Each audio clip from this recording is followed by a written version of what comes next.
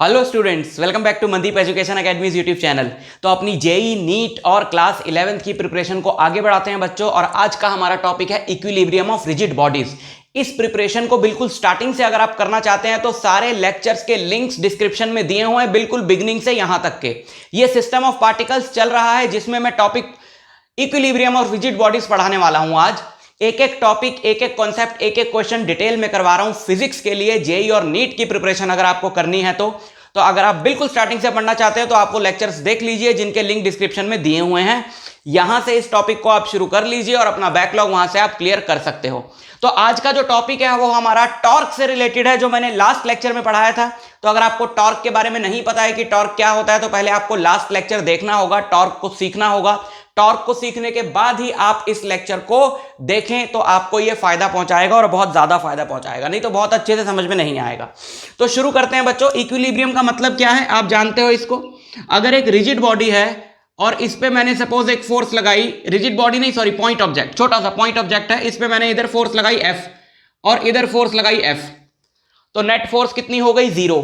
तो जब भी नेट फोर्स 0 हो जाए, जब भी नेट फोर्स 0 हो जाए तो हम बोलेंगे कि बॉडी ट्रांसलेशनल इक्विलिब्रियम में है, यानी कि along a straight line it will not accelerate. Because अगर नेट फोर्स 0 हो गई तो एक्सेलरेशन का सवाल ही पैदा नहीं होता।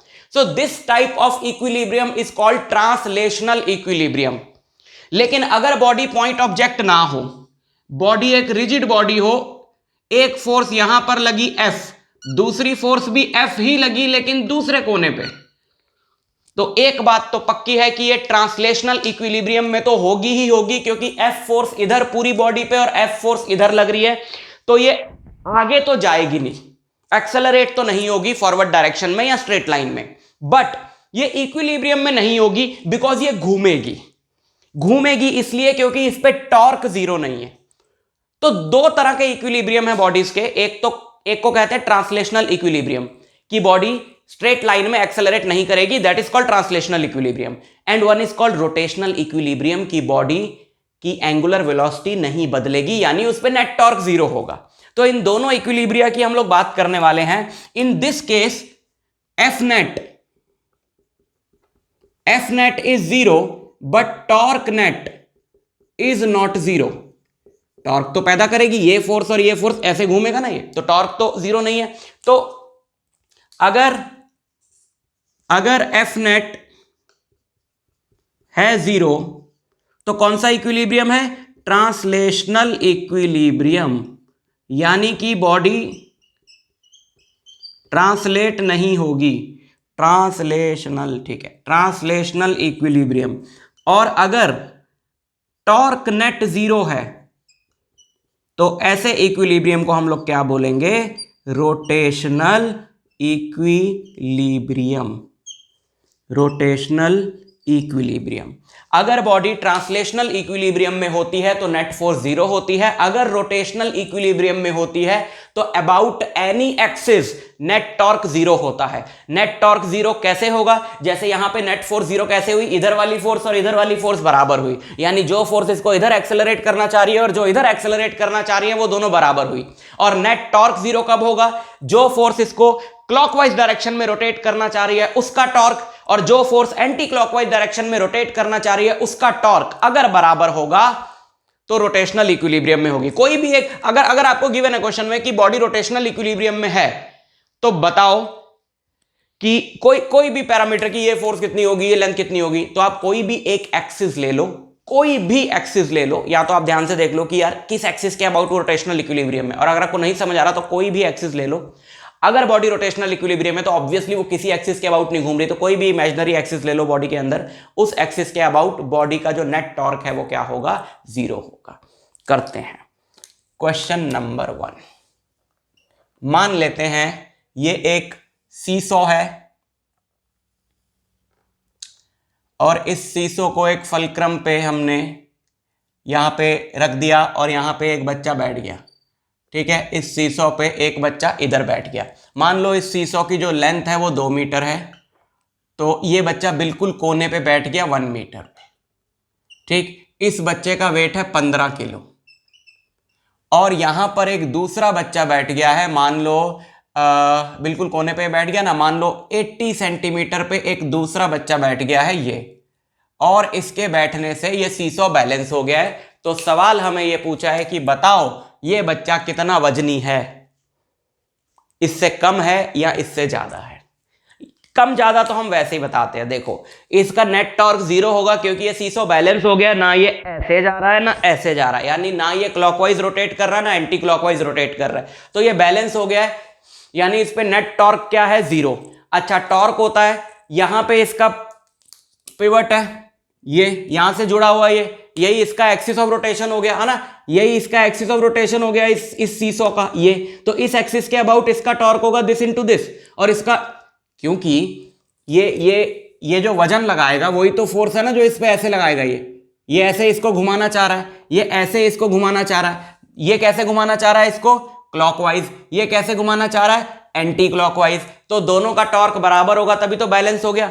और टॉर्क होता है force into lever arm which is this distance, तो अगर इसका और इसका डिस्टेंस बराबर है, सॉरी इसका प्रोडक्ट और इसका प्रोडक्ट, यानी इसके वेट और इस डिस्टेंस का और इसके वेट और इस डिस्टेंस का प्रोडक्ट बराबर है, तो ये इससे कम है तो ये इससे ज्यादा होगा, यानी ये बच्चा थोड़ा ज्यादा वजनी है एज कंपेयर टू 15 केजी का बच्चा इसका जो वेट है वो ज्यादा आएगा। देखो कल मैंने आपको बताया था, कल के लेक्चर में टॉर्क वाले लेक्चर में मैंने आपको बताया था कि नेट टॉर्क जब आप लेते हो तो आपको क्लॉकवाइज टॉर्क जो है वो नेगेटिव लेना है और एंटी क्लॉकवाइज पॉजिटिव लेना है। आप उल्टा भी कर सकते हो, आपकी मर्जी है, एक पॉजिटिव लेना दूसरा नेगेटिव लेना है।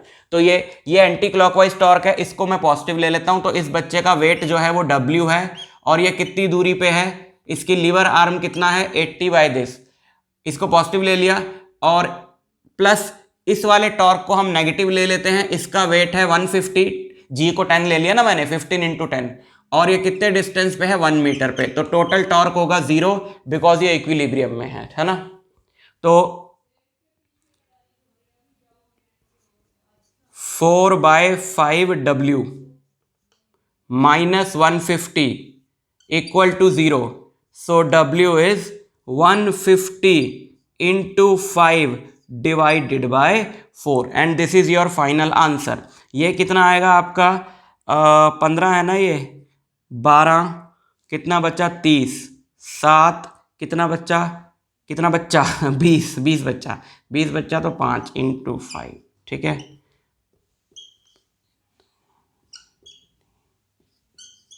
यानी कि 187.5 न्यूटन वेट है। तो अगर मैं जी को 10 लूं तो मास कितना हो गया इस बच्चे का मास हो गया 187.5 / 10 यानी 18.75 किलोग्राम। ये बच्चा जो होगा वो 18.75 किलोग्राम का होगा। देखो हमने पहले ही प्रिडिक्ट कर लिया था ना कि ये जो है ये इससे थोड़ा ज़्यादा आएगा, तो ज़्यादा आ गया है, ठीक। नेक्स्ट क्वेश्चन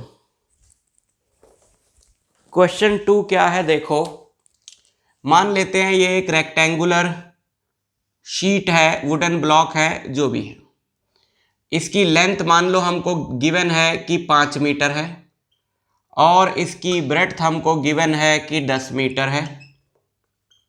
यहां पर एक फोर्स लगाई 20 न्यूटन की, यहां पे सेंटर से इसको जोड़ दिया, ठीक है, यहां पे कील लगा दी, पेंच लगा दिया, और ये ऐसे ऐसे सेंटर के अबाउट घूम सकता है। यहां पे 20 न्यूटन का फोर्स लगाया, ऐसे फोर्स को हम जो रंगीन बना लेते हैं, 20 न्यूटन की फोर्स लगाई ऐसे, और मान लो 20 न्यूटन की ही फोर्स लगाई इस तरफ से, और बोल रहा है कि एक फोर्स अब इधर लगाई, पता नहीं ऐसे लगाई या ऐसे लगाई, कैसे लगाई हमें नहीं पता, बट अब देखो जब इसको ऐसे फोर्स लगाई और ऐसे फोर्स लगाई तो इसमें घूमने की टेंडेंसी आ गई। अब क्वेश्चन ये है कि एक इस वर्टेक्स का हम कुछ नाम दे देते हैं, ABCD, इस वर्टेक्स का नाम हमने दे दिया ए वर्टेक्स पे एक फोर्स लगाई, ना जाने कैसे लगाई कि ये इक्विलिब्रियम में आ गया, तो बताओ वो फोर्स कितनी होगी, ये हमारा क्वेश्चन है, ठीक। ओके, तो अब देखें जरा, ये वाली फोर्स इसको कैसे घुमा रही है, ऐसे, ये वाली फोर्स जब लगेगी तो ऐसे घूमेगा ना, यानी क्लॉकवाइज, और ये घुमाइए ऐसे, घुमाइए, ये घुमाइए ऐसे एंटी क्लॉकवाइज, तो इसका टॉर्क पॉजिटिव ले लेते हैं या इसका नेगेटिव ले लेते हैं, इसका पॉजिटिव, किसी का भी पॉजिटिव नेगेटिव ले सकते हो, टेंशन कोई बात नहीं। इसका टॉर्क हम नेगेटिव ले लेते हैं, इसका पॉजिटिव ले लेते हैं, इसका हमें पता ही नहीं है। मान लो ये फोर्स है F और ये किधर है हमें नहीं पता। इसका साइन देख के हमें पता चलेगा कि ये फोर्स कैसे लगेगी। हमने पॉजिटिव किसको लिया है, हमने पॉजिटिव लिया है क्लॉकवाइज को, ठीक। हमने नेगेटिव किसको लिया है, एंटी क्लॉकवाइज को। तो उसका साइन देख के हमें पता लगेगा कि ये वाली फोर्स जो है, ये अननोन फोर्स जो है एफ, ये क्लॉकवाइज है कि एंटी क्लॉकवाइज है, इसका साइन देख के हमें पता चलेगा। देखो इक्वेशन बनाए, ये डिस्टेंस चाहिए होगा। लिवर आर्म आपको क्या बताया था, लिवर आर्म आपको बताया था लाइन ऑफ फोर्स का एक्सिस ऑफ रोटेशन से परपेंडिकुलर डिस्टेंस। तो इस वाली फोर्स का लिवर आर्म है ये, क्योंकि ये इसकी लाइन ऑफ फोर्स है, तो एक्सिस ऑफ रोटेशन से इसका परपेंडिकुलर डिस्टेंस, और ये इसकी लाइन ऑफ फोर्स है, तो एक्सिस ऑफ रोटेशन से इसका perpendicular distance. So this is the liver arm, है ना। तो इसका टॉर्क कितना हुआ 20, और ये क्लॉकवाइज टॉर्क में नेगेटिव ले रहा हूं, -20 इंटू ये डिस्टेंस, ये 10 का हाफ यानी 5, प्लस ये एंटी क्लॉकवाइज इसको पॉजिटिव ले रहा हूं 20 इंटू इसका लिवर आर्म विच इज 2.5, और ये फोर्स लग रही है ऐसे, इसका लिवर आर्म है ये कितना है 5। ये फोर्स हमें नहीं पता पॉजिटिव है कि नेगेटिव है, तो हम इसको पॉजिटिव ही लें, जो आंसर में साइन आएगा वही करेक्ट साइन होगा, इक्वल टू 0, है ना। तो -100 प्लस 2.5 दो बार 5 50 प्लस 5f इक्वल टू 0। तो 5f equal to 50, f equal to 10 newton. कैसे आई ये, पॉजिटिव आई, है ना। तो पॉजिटिव का मतलब क्या है, एंटी क्लॉकवाइज। ये इसको एंटी क्लॉकवाइज घुमाएगी अगर ये ऐसे लगेगी तो यहां पर एक फोर्स लगेगी ऐसे 10 न्यूटन की, तो ये वाला जो हमारा ब्लॉक है ये किस में आ जाएगा, इक्विलिब्रियम में आ जाएगा। समझ में आई आपको बात। तो ये है। अब ये जो 2 क्वेश्चन हमने किए हैं, इसमें हमको सिर्फ रोटेशनल इक्विलिब्रियम यानी नेट टॉर्क इक्वल टू 0 इन इक्वेशन से काम चल गया। लेकिन अगर हम अगर क्वेश्चन में मतलब थोड़े ज्यादा पैरामीटर्स अननोन होंगे जो निकालने होंगे, तो हमें फिर और इक्वेशंस की भी जरूरत होगी। ऐसा भी आपको क्वेश्चन कराता हूं। क्वेश्चन नंबर 3, मान लो गिवन है क्वेश्चन में कि एक ये मेटल बार है, और इस मेटल बार को हमने सपोज 2 नाइफ एजेस पे सपोर्ट किया हुआ है।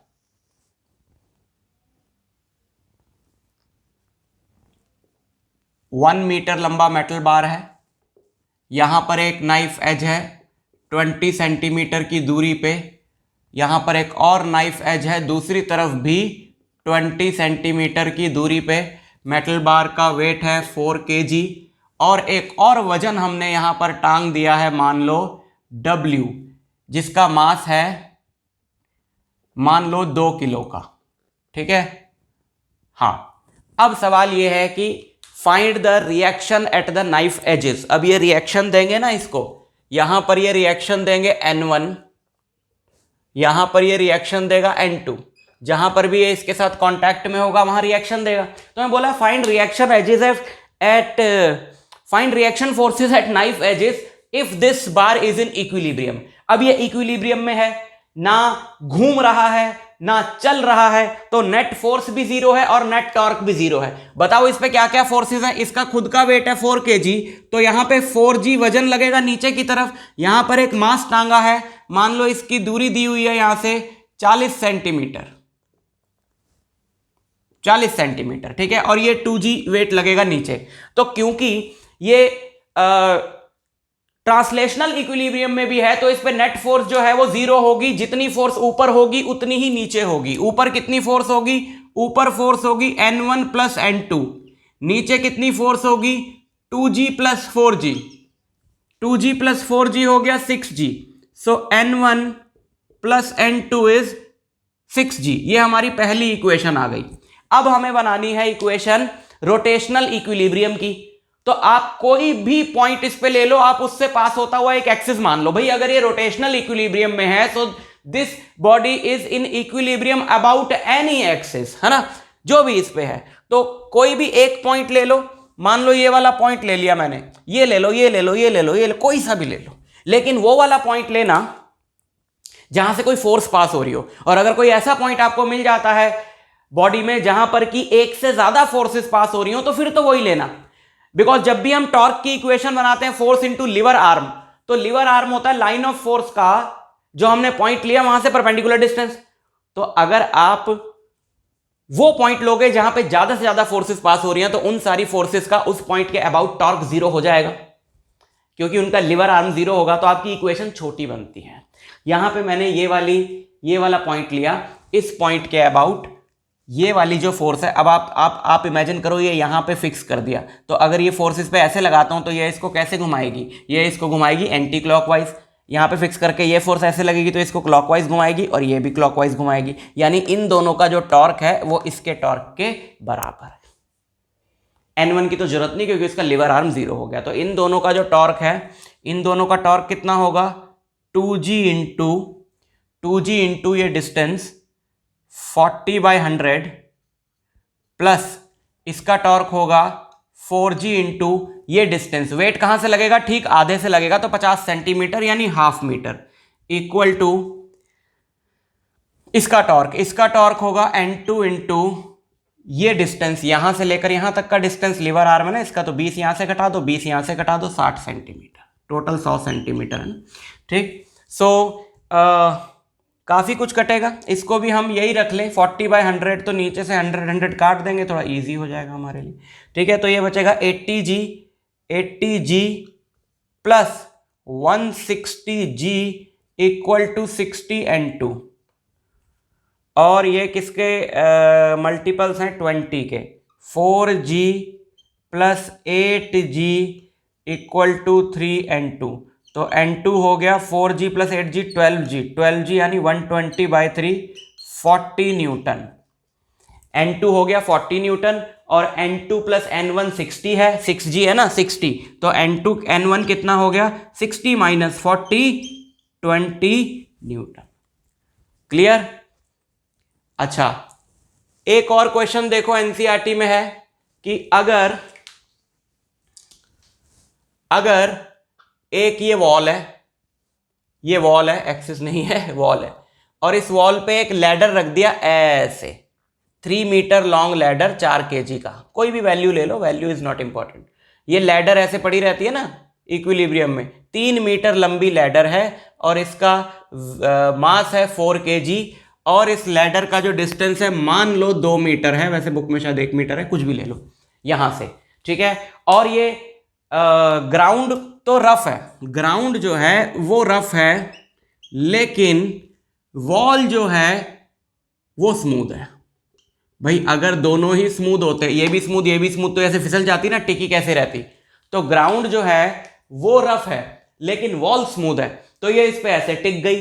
तो बताओ वॉल और ग्राउंड इस पे कितनी रिएक्शन फोर्सेस दे रहे हैं, वॉल और ग्राउंड इस पे कितनी रिएक्शन फोर्सेस दे रहे हैं, या कुछ और भी पूछा हो सकता है क्वेश्चन में, तो हमसे ये पूछा है। तो देखो क्या क्या फोर्सेस लग रही हैं इस पे। एक तो ग्राउंड इसको ये रिएक्शन फोर्स देगा N2, और ये वॉल इसको इधर रिएक्शन देगी N1। अगर आपको इन सब चीजों में कंफ्यूजन है कि रिएक्शन फोर्स क्या होता है, किधर लगता है, कैसे लगता है, उन सब चीजों को बहुत डिटेल में मैंने पढ़ाया हुआ है, तो वो लेक्चर्स आप देख सकते हो, लिंक डिस्क्रिप्शन में है। पहले मैं सोचता था ना, ये कोई भी वीडियो देखता था, यूट्यूबर्स इतना बोलते लिंक डिस्क्रिप्शन में है, लिंक डिस्क्रिप्शन में, कौन सा लिंक डिस्क्रिप्शन में है, कैसा लिंक डिस्क्रिप्शन में है। मैं सोचता था यार ये क्यों हर वीडियो में बंदा ऐसे डायलॉग क्यों मार रहा है, लेकिन आगे पीछे की बात बताने के लिए बोलना पड़ता है लिंक डिस्क्रिप्शन में, रट जाता है डायलॉग। ठीक, सो अच्छा, एक तो वेट लग रहा है यहाँ पे, एक नॉर्मल रिएक्शन लग रहा है इसका, एक इसका, और एक फ्रिक्शन लग रहा होगा इस इधर, क्योंकि ग्राउंड तो रफ है ना, जो इसको इधर घसीटने से रोक रहा होगा। तो एक तो आप इसकी इक्वेशन बना लो ट्रांसलेशनल इक्विलिब्रियम की, नेट फोर्स जीरो, इधर वाली फोर्स के बराबर, वॉल स्मूथ है पता लग गया ना, ठीक है मिटा देते हैं इसको। N1 जो है वो F के बराबर और W N2 के बराबर, मतलब X एक्सिस वाली फोर्स X वाली बराबर Y वाली बराबर। ठीक है, सो ये हो गई कहानी इसकी ट्रांसलेशनल इक्विलिब्रियम की। रोटेशनल इक्विलिब्रियम की इक्वेशन बनाओ। अब देखो ये कह रहा था ना मैं, आप रोटेशनल इक्विलिब्रियम की इक्वेशन बनाने के लिए कोई भी पॉइंट ले सकते हो, बट ये वाला लेना। क्यों? क्योंकि इसमें ये दोनों फोर्सेस इक्वेशन में नहीं आएंगी और हमारी इक्वेशन जो है वो इजी हो जाएगी। तो इस वाले पॉइंट के अबाउट ये W इसको ऐसे रोटेट करना चाह रहा है, अगर यहां पे फिक्स कर दिया मैंने इसको तो ऐसे रोटेट करना चाह रहा है, ये हो गया एंटी क्लॉकवाइज, और ये ऐसे रोटेट करना चाह रहा है यानी क्लॉकवाइज, और ये इक्विलिब्रियम है तो इन दोनों का जो टॉर्क है वो बराबर होगा। तो इसका टॉर्क कितना होगा, दिस फोर्स इनटू इसका liver arm, this is the line of force. तो इस पॉइंट से लाइन ऑफ फोर्स का परपेंडिकुलर डिस्टेंस इसका ठीक आधा, ये इसका मिड पॉइंट है तो इसका मिड पॉइंट होगा, बेसिक प्रोपोर्शनैलिटी थ्योरम मैथ्स की। तो ये 1 मीटर हो गया इंटू 1 इक्वल टू N1, इसकी लाइन ऑफ फोर्स ये रही, और लाइन ऑफ फोर्स से इसका डिस्टेंस ये रहा, यानी कि ये डिस्टेंस कैसे आएगा, ये डिस्टेंस आएगा पाइथागोरस थ्योरम से। ये राइट एंगल ट्राइंगल है ना, ये 3 है ये 2 है, तो ये होगा डिस्टेंस 3 का स्क्वायर माइनस 2 का स्क्वायर, ये डिस्टेंस होगा 3 का स्क्वायर, अच्छा 9 लिख भी दिया मैंने, शाबाश, 3 का स्क्वायर माइनस 2 का स्क्वायर, 9 माइनस 4, 9 माइनस 4 कितना हो गया, आजकल 9 माइनस 4 हो गया 5, तो √5। ठीक है, ये इक्वेशंस काफी हैं क्योंकि W हमको पता ही है, तो W है 4 इंटू 10 40 न्यूटन, तो N1 इज 40 बाय √5, √5 से मल्टीप्लाई डिवाइड कर दिया, so our answer is 8 √5 newton. N1 is 8 √5, N1 अगर 8 √5 है तो FB फ्रिक्शनल फोर्स भी हो गई 8 √5 न्यूटन, और N2 तो W के बराबर है, तो N2 कितना हो गया, इसका वजन कितना था 40 न्यूटन। ये समझ में आई बात। अच्छा, अब ये क्या बोल रहा है कि find the reaction forces of wall and floor. Wall की जो रिएक्शन फोर्स है वो तो N1 ही हो गई, वॉल की रिएक्शन फोर्स तो N1 हो ही गई ना, और तो कोई फोर्स लगा ही नहीं रही वॉल लैडर पे, लेकिन ग्राउंड लैडर पे दो फोर्सेस लगा रहा है, एक फ्रिक्शन लगा रहा है और एक N2 लगा रहा है। तो इन दोनों फोर्सेस का हमें लेना पड़ेगा रिजल्टेंट। तो reaction force of ground is under root, ये दोनों 90 डिग्री पे है ना, F² plus N2 square, frictional force 8 √5 का स्क्वायर 64 इंटू 5 प्लस N2 40 का स्क्वायर 1600। ठीक है, ये जो भी आएगा आपका आंसर होगा। ठीक है, कर दे 320 1920 का रूट न्यूटन। समझ में आई बात। तो इस तरह से आप कर सकते हो इन क्वेश्चंस को, कोई भी बुक खोलो, BM Sharma, DC Pandey, SL Arora, सब में इस पे एक एक्सरसाइज है, आप उस एक्सरसाइज को ट्राई कर सकते हो जाके। कोई भी डाउट आपको पड़े तो आप कमेंट सेक्शन में मेरे से पूछ सकते हो। मैं आपसे मिलता हूं नेक्स्ट लेक्चर में, तब तक के लिए ऑल द वेरी बेस्ट।